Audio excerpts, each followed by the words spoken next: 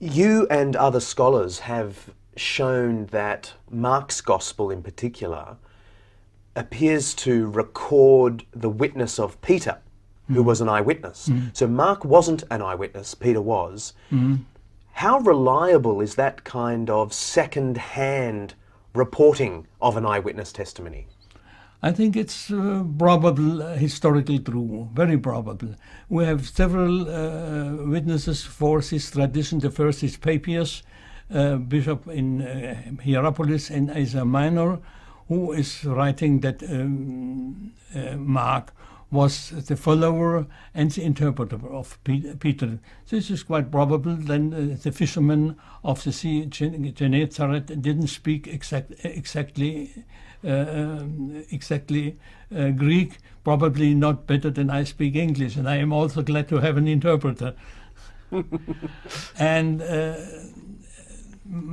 this Mark is very probably the Mark we know from the Acts of the Apostles, where he was sometimes also a follower of Paul, and he having the first letter of Peter, we have him. Peter knows him, my son, you see, and this shows the relation.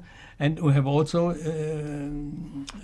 two traditions in Justin, where he calls the Gospel of Mark the Gospel of Peter, belonging to Peter.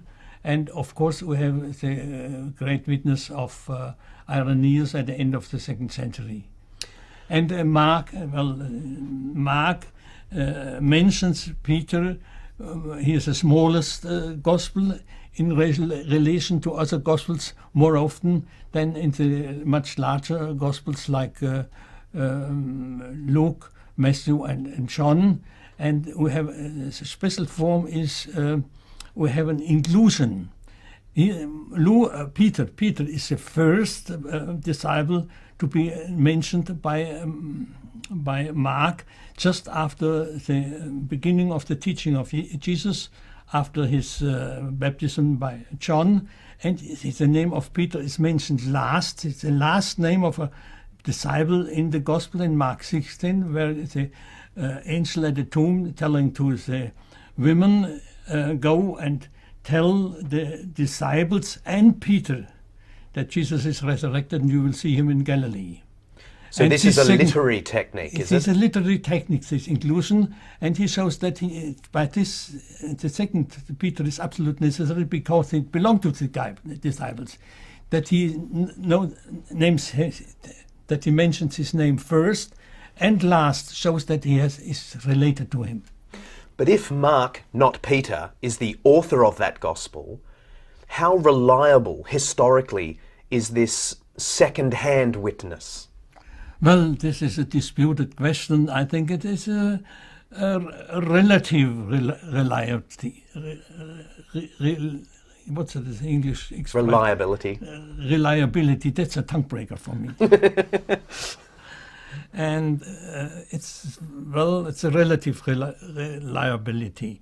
And of course, because Mark, in the Gospels, we have no protocols. You see, no televisions and no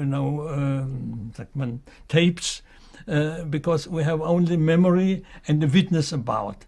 And of course, a witness, vivid witness, is sometimes changing traditions.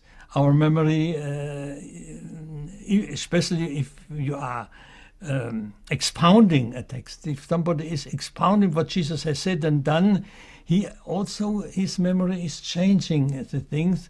We have therefore a historical and theological witness about Jesus, and not only historical records.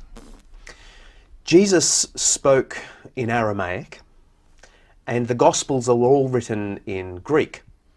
Does this suggest a great gap between Jesus and the Gospel writers? Surely it's a relative gap, but it must not be a great one, because most of the disciples spoke all a bit Greek. Two disciples have a Greek name, Andreas and Philippus, and in Galilee Greek is spoken even by more simple people, peasants and fishermen, a bit like you in Jerusalem, Hebrew or Arab taxi drivers, of course, speak a bit English, but no literary English. This is a difference.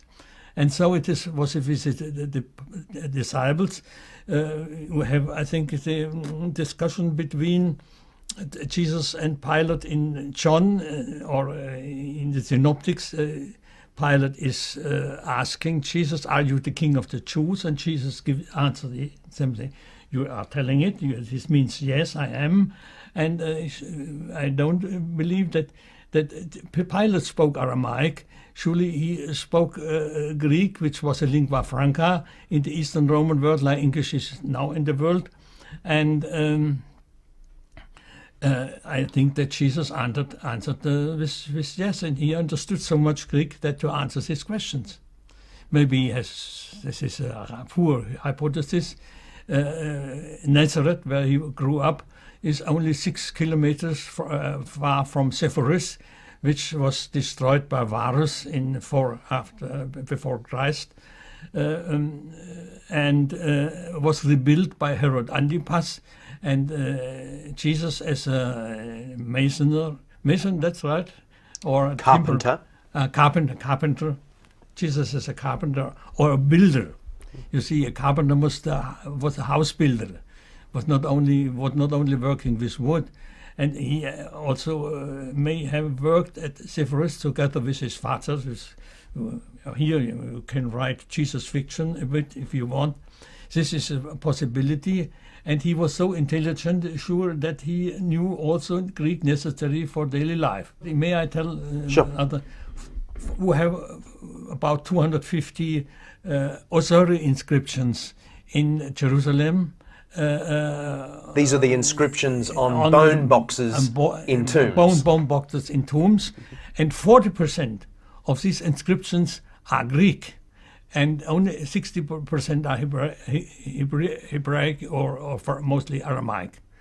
Which suggests... Well, that a great part of the people in Jerusalem spoke Greek. We have in Act 6 Hellenists separating from the Hebraic speaking or Aramaic speaking Christians, and there was some strife between it. It maybe have personal and